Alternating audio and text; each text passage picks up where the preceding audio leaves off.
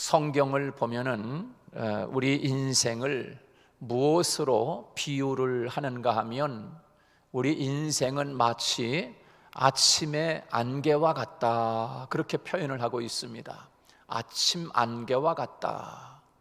아침 안개는 잠시 안개가 자욱하게 끼었다가 태양이 떠오르면 그 안개가 어느 순간에 삽시간에 그 안개가 다 사라지고 맙니다. 언제 안개가 끼었는가 싶더니만 우리도 모르는 사이에 금방 안개가 거친다. 바로 우리 인생이 마치 안개와 같다라고 하는 것을 우리에게 말씀해 주고 있는 것이지요.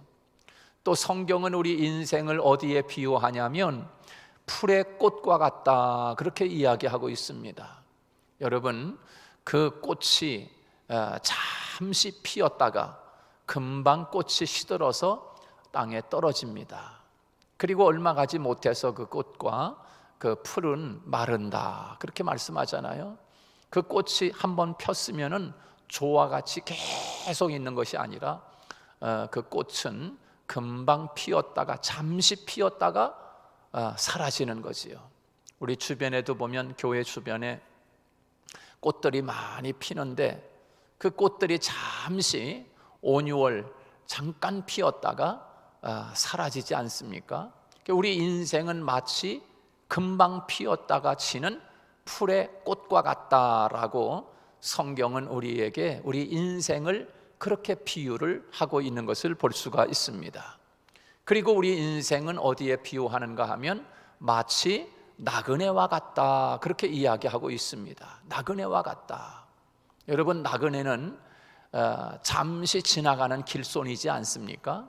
우리가 여행하는 사람은 그 여행을 하는 곳에 잠시 머물다가 여행을 끝마치면 다시 자기 나라로 돌아가는 거 아니겠습니까? 우리 인생은 마치 나그네로 표현을 하고 있습니다. 그래서 잠시 왔다가 잠시 머물렀다가 우리는 우리의 본향인 하나님의 나라로 간다. 그래서 우리 인생을 마치 나그네와 같다라고, 그렇게 길손과 같다, 여행과 같다라고 그렇게 표현을 하고 있는 것입니다.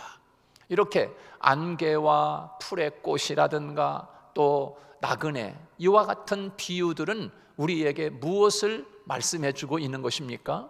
그것은 곧 잠시 지나가는 인생을 우리에게 말씀해 주고 있는 거지요. 여러분, 잠시 지나가는 인생인 것입니다. 70이요 강건하면 80이라고 우리에게 말씀해 주고 있습니다. 80, 잠깐 지나가는 세월입니다. 100년 그러면 우리가 아이고 뭐 긴 세월이다라고 생각하지만 사실 알고 보면 영원한 하나님의 나라에 비유하면 100년이라고 하는 것은 그저 한 점에 불과한 거죠. 점에 불과, 아주 가나다란 점에 하나 불과한 것 아니겠습니까? 영원한 세계에 비유하면. 그래서 우리 인생을 아침에 잠깐 끼었다가 사라지는 안개와 같다. 풀에 꽃이 잠깐 피었다가 지는 것 같다. 나그네처럼 잠시 왔다가 머물다가 가는 것 같다. 그렇게 표현을 하고 있는 거 아니겠습니까? 자, 이렇게 우리 인생이 잠시 동안 있는 이 세상에 있는 동안에 우리가 어디에 소망을 두고 살아야 되는가? 이 세상에 사는 동안 우리는 무엇을 의지하며 살아야 되는가? 이것을 오늘 본문 시편 146편에서는 우리에게 잘 가르쳐 주고 있습니다. 자, 어디에 우리의 소망을 두어야 되는가? 오늘 본문에서는 두 종류의 사람이 나옵니다. 두 종류의 사람. 하나는, 한 사람의 삶은 사람을 의지하고 소망을 그 사람에게 두고 사람을 의지하고 살아가는 인생이 있다라고 이야기하고 있습니다. 두 종류의 사람. 우리가 이 세상을 사는데도 크게 나누면 두 종류의 사람이 있는 거지요. 한 사람은 사람에게 소망을 두고 사람을 의지하고 살아가는 인생이 있습니다.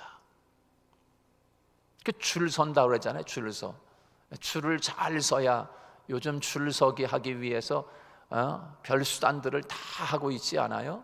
뭐 내년 총선 때문에 그런지 아무튼 줄서기를 잘하. 줄서기를 사람에게 사람을 의지하고 줄 선다. 뭐 그래봤자 뭐 잠깐이지요. 잠깐 아침 안개와 같이 뭐 권력이 뭐 세세토록 있나요? 잠깐 지나가는 거죠. 자, 오늘 본문 3절 4절에 보면 그 사람이 나옵니다. 우리 같이 한번 읽어볼까요? 3절 4절 시작. 귀인들을 의지하지 말며 도울 힘이 없는 인생도 의지하지 말지니 그의 호흡이 끊어지면 흙으로 돌아가서 그날에 그의 생각이 소멸하리로다. 그렇게 말씀했어요. 자, 오늘 본문에서 한 종류의 사람은 사람에게 소망을 두고 사람을 의지하고 살아가는 한 부류의 인생의 모습을 우리에게 이야기하고 있는 것입니다. 그렇습니다. 사람을 의지하고 그 사람에게 소망을 두고 사는 자의 결말이 어떠한가 하는 것을 우리에게 표현해 주고 있습니다. 그래서 오늘 본문에 보면 뭐라고 그랬어요? 귀인들을 의지하지 말며 도울 힘이 없는 인생도 의지하지 말라. 인생을 의지하지 말라는 거예요. 귀인, 아주 귀하다고 생각하는 사람, 귀한 사람이 누구예요? 귀한 사람 만나기 쉬워요? 어려워요? 어렵지요. 대통령 만나기 쉬워요? 국회의원 만나기 쉬워요? 어렵지요. 그래서 이 귀인을 의지하지 말라. 그렇게 아주 이런 사람들, 힘이 있는 사람들을 만나지 말, 의지하지 말라. 거기에 소망을 두지 말라는 거예요. 왜 그런가? 왜 사람에게 소망을 두지 말고 살아야 되는가? 왜 그런가 하면 오늘 본문에서 그들은 다 흙으로 돌아가게 될 것이고, 흙으로 돌아간다.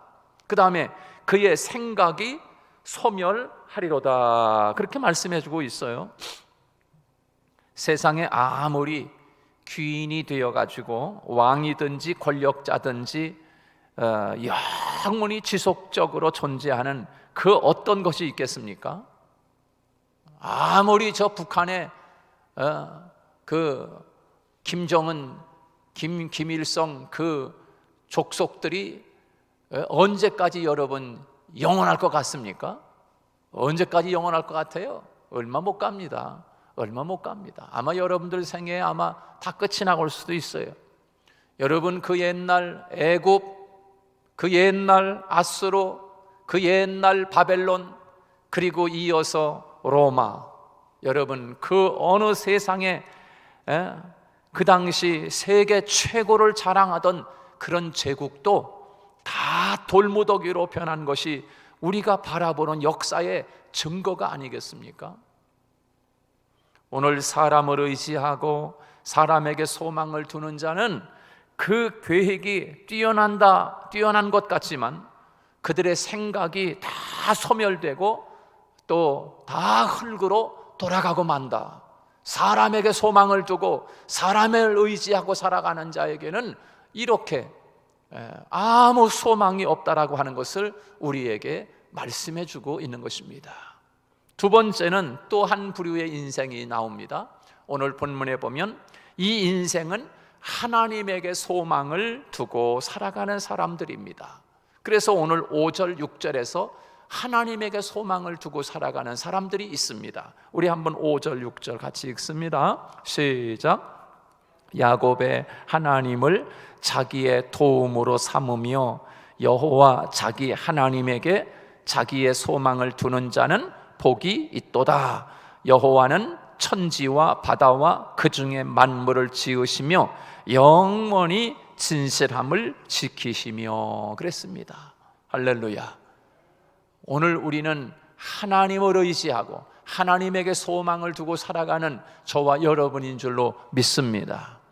하나님에게 소망을 두고 의지하며 사는 것이 복이 있다라고 했어요. 왜 그럴까요? 왜 그런가? 6절 말씀에서 그 하나님은 천지를 지으시고 바다를 지으시고 온 세상을 지으셨을 뿐만 아니라 그 세상을 지금까지 그분의 약속대로 이끌어가고 계시고 지도하고 계시고 섭리하고 계시고 보존하고 계시고 그분께 소망을 둘 때 거기에 진정한 행복이 있다 하는 것을 말씀해 주고 있습니다. 하나님은 까마득한 옛날이 온 우주 천지를 지으시며 그 가운데 모든 것을 담아 놓으신 그 모든 것이 지금까지도 변함이 없으신 하나님이다. 그 옛날 하나님이 천지를 지으셨는데 그 하나님이 지으신 이 천지 만물에 하늘이나 바다나 땅에나 하나님이 그 가운데 하나님이 가득가득 채워놨는데 그것이 지금까지도 변함이 없는 거예요. 변함이 없는 거예요. 하늘에는 이상한 막 그냥 괴물들이 돌아다니고 바다에는 이상한 것들이 막 나타나고 이러지 않고 하나님이 지으신 이 세상에 그 옛날 천지 창조를 하시던 그 아주 먼 옛날 하나님이 지으신 이 세상을 하나님이 지으신 그 세상에 지금도 어김없이 하나님의 지으심 속에 지금도 존재하고 계시다 하는 것을 말씀하고 있는 거지요. 하나님의 형상을 닮은 우리 인간을 향한 하나님의 사랑이 지금까지 변함이 없고 그 인간을 향한 하나님의 섭리와 이끌어 가심의 성실하심과 진실하심이 지금도 변함이 없으신 하나님인 줄로 믿습니다. 그분이 만든 천지와 바다와 온 세계가 지금까지 변함없이 진실하게 이끌어가고 계시는 하나님이라는 것입니다. 변함없으신 하나님, 진실하시고 신실하신 하나님, 한 번 말씀하신 것은 변개치 아니하시는 하나님, 그 하나님을 선포하고 있는 것입니다. 하나님은 천지를 창조하실 뿐만 아니라 말씀하신 대로 그대로 하나님은 유지하고 계시고 이끌어 가시는 분이시기에 그 신실하심이 우리의 믿음의 대상이 되는 줄로 믿습니다. 그래서 그분에게 우리가 소망을 둘 수가 있는 거지요. 그분을 의지할 수 있는 거예요. 의지하다가 이 의지하는 것이 쓰러지면 어떻게 되겠어요? 아이고 내가 잘못 의지하고 있었네 그럴 거예요. 그러나 우리들이 소망을 갖고 우리들이 의지하고 있는 그 하나님은 영원토록 어제나 오늘이나 영원토록 변함이 없으신 하나님인 것을 우리에게 말씀해 주고 있는 것입니다.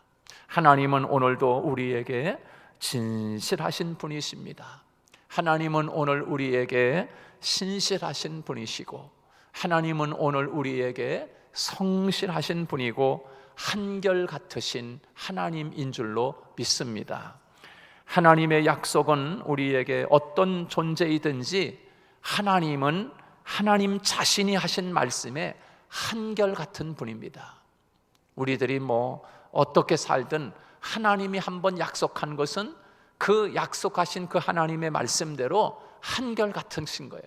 변함이 없으신 거예요. 바로 이 하나님에게 소망을 두는 사람은 그가 살아가는 삶의 내용이 세 가지가 드러나게 됩니다. 무엇이 드러날까요? 그 하나님에게 소망을 두고 살아가는 사람에게 우리가 이 세상에 사는 동안에 세 가지가 이렇게 드러나게 되어 있어요. 뭐가 드러날까? 7절 말씀에서 그것을 말씀해 주고 있어요. 7절 같이 우리 읽습니다. 무엇이 그 하나님에게 하나님을 소망하고 하나님을 의지하고 살아가는 사람에게 어떤 삶의 인생이 드러나는가? 다 같이 7절 시작. 억눌린 사람들을 위해 정의로 심판하시며 줄인 자들에게 먹을 것을 주시는 이시로다. 여호와께서는 갇힌 자들에게 자유를 주시는도다. 그렇게 말씀해 주고 있어요. 자, 세 가지가 하나님을 의지하고 살아가는 사람에게 세 가지가 드러나는데, 첫째는 하나님에게 소망을 두고 살아가는 사람은 그 사람의 의로움이 그분 하나님 안에서 드러나게 된다는 거예요. 여러분, 하나님을 의지하고 살아갈 때 언젠가는 하나님이 그 사람의 의로움을 하나님이 드러내 보이시는 줄로 믿습니다. 하나님이 드러내 보이시는 거예요. 그 오늘 7절 말씀에서 보면 이렇게 억눌린 사람들을 위해서, 억눌린 사람을 위해, 억눌려 있어요. 정말로 너무 억울해. 나는 착하게 살고, 나는 하나님 말씀대로 살고, 나는 의롭게 사는데 그것을 몰라주고 나를 너무나 억눌리고 억울하게 살아가는. 그런데 그렇게 살아가지만 그 사람이 하나님을 의지하고 하나님에게 소망을 두고 살아갈 때 하나님이 어떻게 하는가? 정의로 심판하시며 그랬어요. 정의로. 하나님이 언젠가는 의롭게 드러내 보이신다는 거예요. 의롭게 드러내 보이신다. 이스라엘의 역사에 보면 그 이스라엘 백성들이 가장 존경하는 성군이 있습니다. 누구시죠? 이스라엘 백성이 가장 존경하는 성군, 바로 그 사람은 다윗입니다. 다윗. 이 다윗은 전 이스라엘 백성들에게 지지받는 사람이었습니다. 인정받는 왕이었어요. 근데 이 다윗을 위해서 그 당시에 다윗 앞서서 사울 왕이 있었는데, 이 사울 왕은 자기의 그 권력을 그 군사를 통해서, 전쟁을 통해서 자기의 그 뭐랄까요, 그 자기의 어떤 그 자신을, 공적을 드러내는데 군사를 가지고 전쟁에서 싸움으로 인해서 자기 자신을 드러내 보이는 그 사람이 바로 사울이었어요. 사울. 그래서 전쟁에 나가면 자기가 그렇게 승리해서 기념비를 세우고 이렇게 하지 않습니까? 이게 바로 이 사울 왕의 리더십이라고 할 수 있어요. 그런데 다윗은 그렇지 않았어요. 다윗은 하나님 앞에서 진실을 지키는, 다시 말해서 의를 통해서 자신의 리더십을 드러내고자 하는 그런 왕이 바로 다윗이었습니다. 자신의 의로움을 드러내, 자신의 의로움을 통해서 그런 리더십을 우리에게 보여주고 있는 사람이 바로 다윗이었다.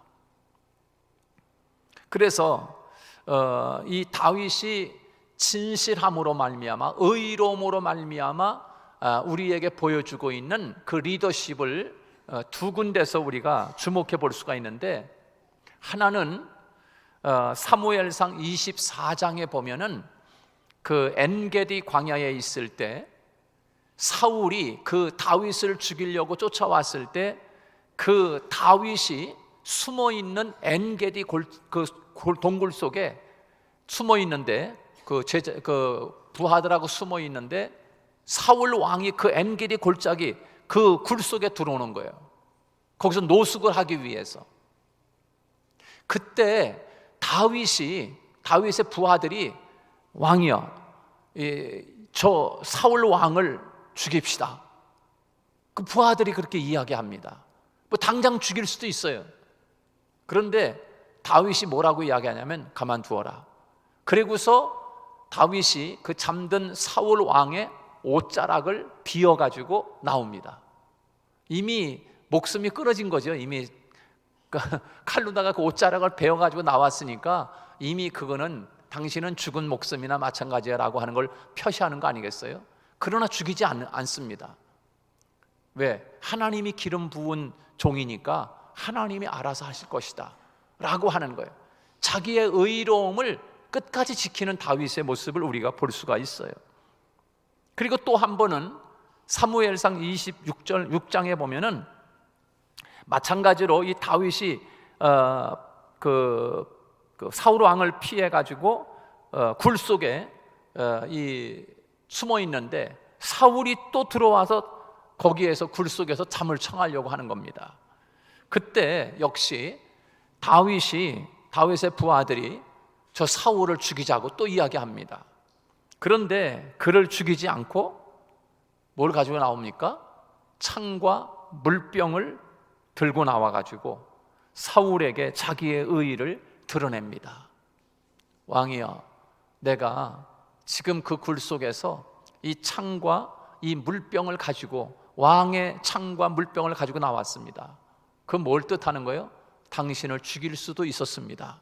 그러나 그러지 않았다는 거예요.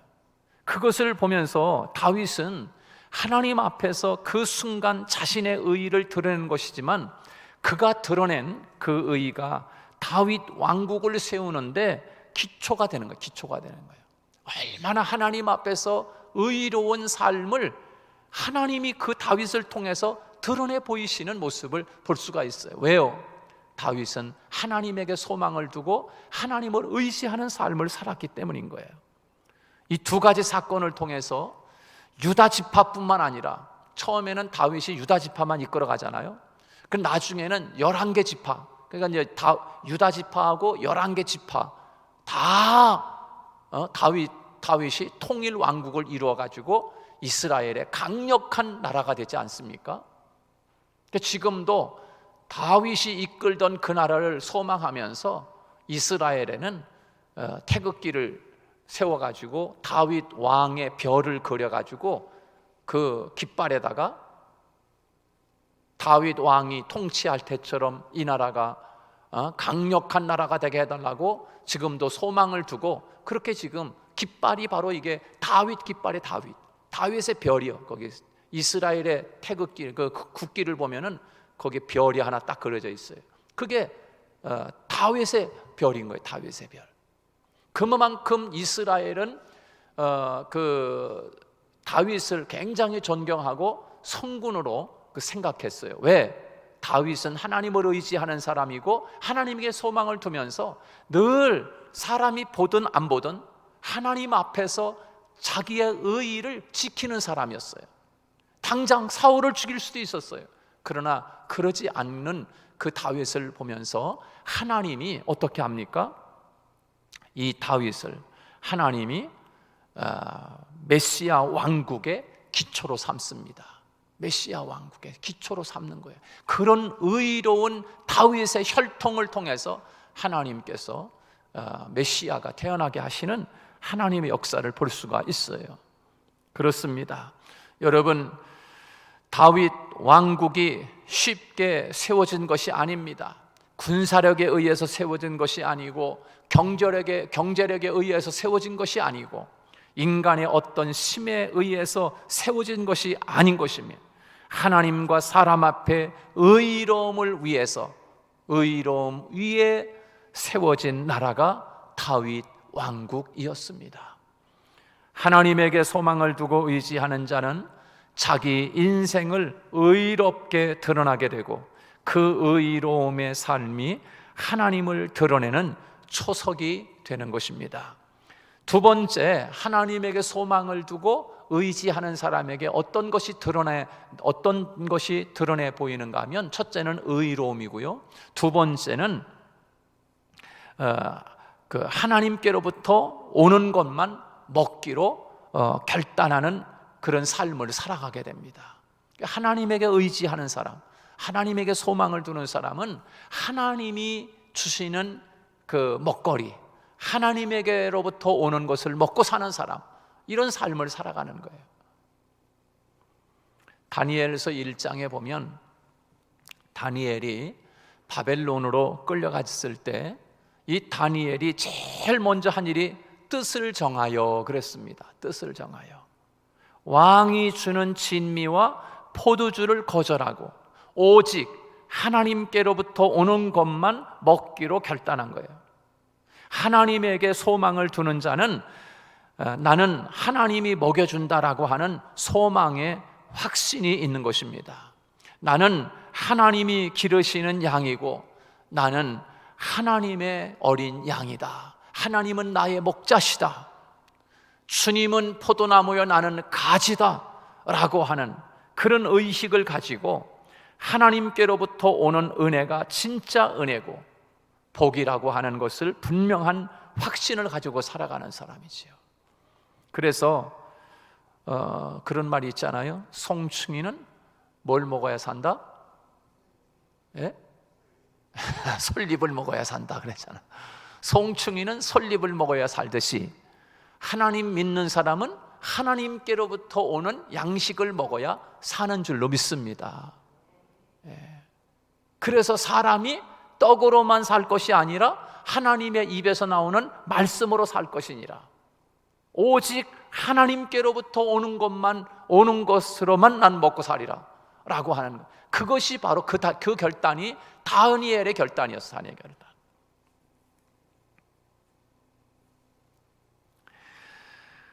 그렇습니다. 이 세상의 먹거리를 위해서 세상과 타협하지 않았어요. 오직 하나님께로부터 오는 것만을 양식을 삼는 것이지요.